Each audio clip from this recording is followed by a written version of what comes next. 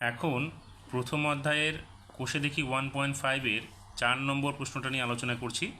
প্রশ্নতে বলেছে এম এর মান কত হলে 4x² plus 4 into 3m minus 1 into x plus m plus 7 equals to 0 দ্বিঘাত সমীকরণের বীজ দুটি পরস্পরের অনন্যক হবে।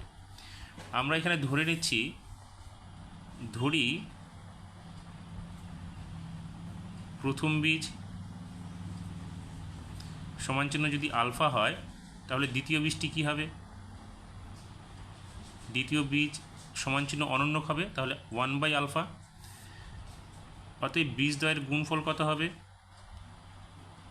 বীজদ্বয়ের গুণফল হবে আলফা ইন্টু 1/α ইকুয়াস টু 1 হয়ে যাবে।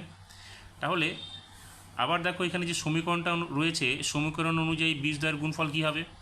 তাহলে আমরা এখানে লিখতে পারি যে সমীকরণের বীজদ্বয় অনুসারে যদি হয় তাহলে আমরা এখানে লিখতে পারি প্রশ্নানুসারে।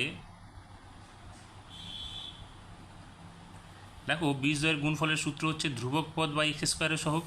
তাহলে এখানে আমরা লিখব ধ্রুবক পদ কত আমাদের m প্লাস 7, তাহলে এখানে আমরা লিখব m প্লাস 7 বাই এখানে x² সহগ কত 4, তাহলে এখানে লিখব আমরা 4 সমান চিহ্ন। দেখো এখানে কত আছে, আমরা বীজদ্বয়ের গুণফল কত পেয়েছি 1, তাহলে এখানে আমরা লিখব 1।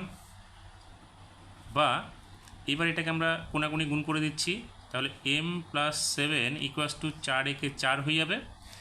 সেক্ষেত্রে বা m ইকুয়াস টু কী হয়ে যাবে 4 প্লাস এটা প্লাস আছে, তাহলে এদিকে এসে -7 হয়ে যাবে।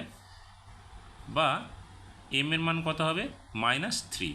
অর্থাৎ যদি এখানে m এর মান -3 হয় তাহলে আমাদের কী হবে? বীজদ্বয় পরস্পরের অনন্যক হবে।